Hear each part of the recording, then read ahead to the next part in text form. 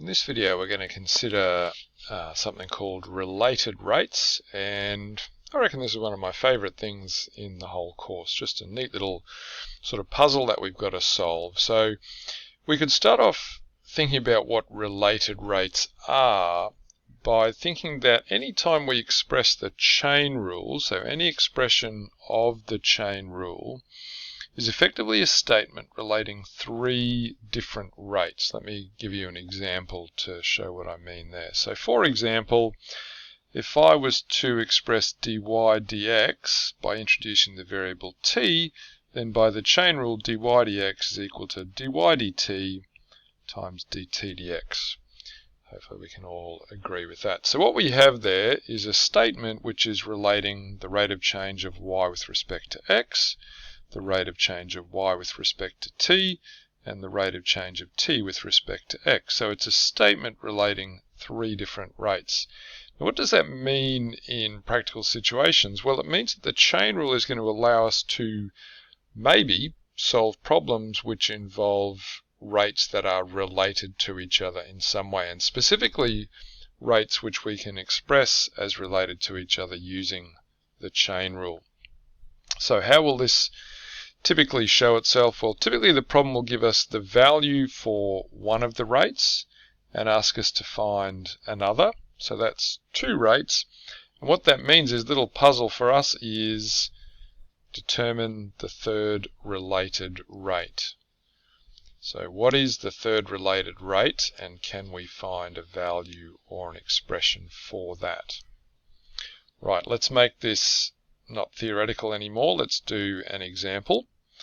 So here we go. The radius of a spherical balloon is 2.5 meters and its volume is increasing at a rate of 0.1 meters cubed per minute. The two things we're being asked is, first of all, at what rate is the radius increasing, and then at what rate is the surface area increasing.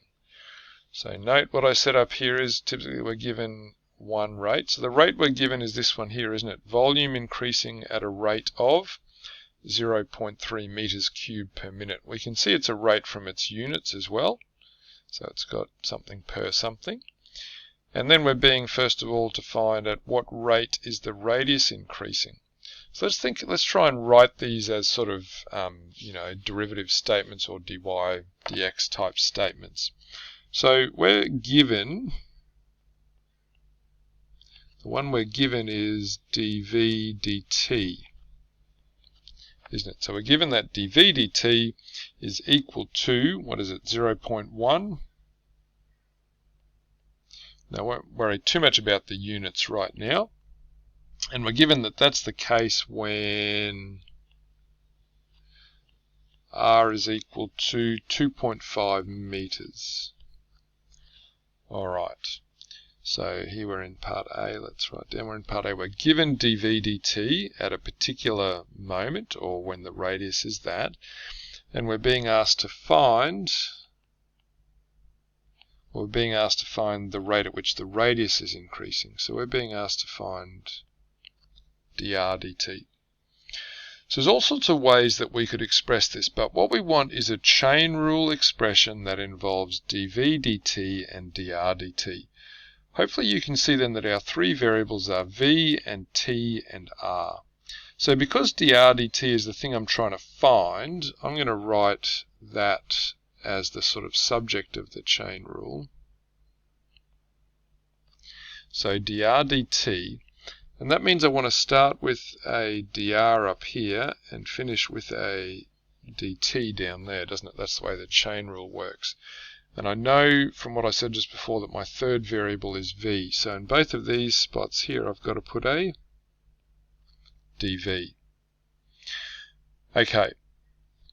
What am I given? Well, I'm given this one here. I'm already given dv dt. I'm trying to find this one. So the thing I said over here was, how do we determine the third related rate? Well, now we know what it is.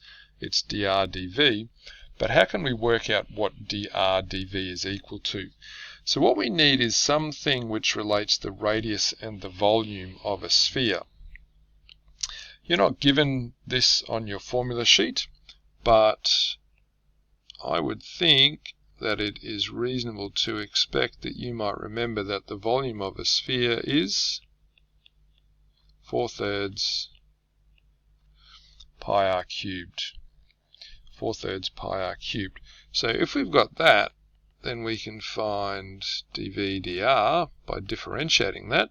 So what's that? 3 times 4/3 is 4. So that's 4 pi r squared.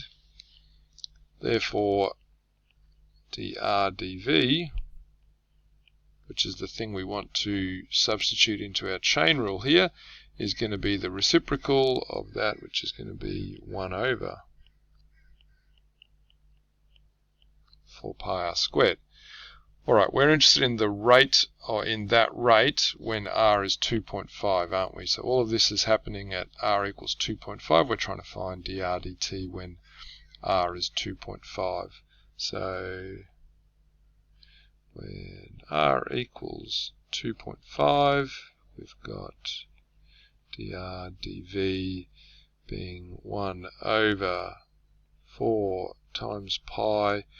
Now maybe if I do this as a fraction, so what's 2.5 is 5 over 2, because I think then that my 4 will cancel with the 2 squared. So this factor of 4 and this 2 squared, which is 4, they'll cancel each other out. So I think I'll be left with 1 over pi times 5 squared, which is 25 pi.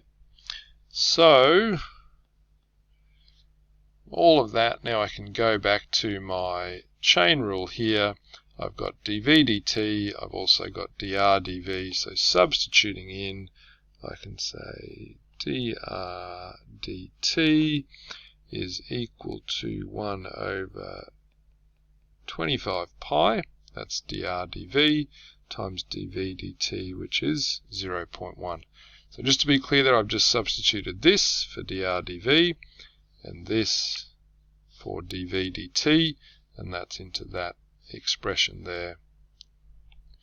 So if I multiply by 0.1, I guess that's the same as multiplying by 1 over 10. So if I'm expressing it as an exact value, I could say 1 over 250 pi. Now I should really with these be pretty pedantic about units because they're rates and that's kind of important. So r was being measured in meters, and if I go back to the question over here, t was being measured in minutes, wasn't it? So dr dt must be meters per minute. Now you could get an approximate decimal value of that if you wanted. Alright, that's part A. Let's go on to part B. So in part B, at what rate is the surface area increasing? So that would be ds dt, wouldn't it? I'm trying to find ds dt. So let's let surface area be s. Then ds dt, which is what I'm trying to find. Well, that would be a ds and a dt. So you might say, well, you've got two other things to choose from. It could be r or it could be v, but I think we really want to choose r, don't we? Because we're interested in what happens when r is equal to 2.5. So let's use r as the variable in both of those places. And also because we have an equation which relates surface area to radius for a sphere, but we don't have one which relates surface area to volume, even though we could develop one. Right here, let's state that rule. So the surface area of a sphere is 4 pi r squared. Therefore, ds dr is equal to 8 pi r. And then when r equals 2.5, we'll have ds dr being equal to 8 times pi times 2.5. So what's 2.5 times 8 is 20, isn't it? So it's going to be 20 pi. So therefore, ds dt. So substituting into this one here, I've got ds dr times dr dt. Well, there's ds dr, and dr dt I just found in the previous, in part A of the question. So what's that? 20 pi times 1 over 250 pi. So I guess the factors of pi are going to cancel out, aren't they? The factors, I could also cancel a factor of 10, and I'd be left with 2 over 25. Let's write that 5 a little bit more neatly. 2 over 25, and S, so surface area would be meters squared, time is minutes. So 2 over 25, or what's 1 over 25 would be 0.04, so I guess you could say, or 0.08, couldn't you, if you're writing it as a decimal.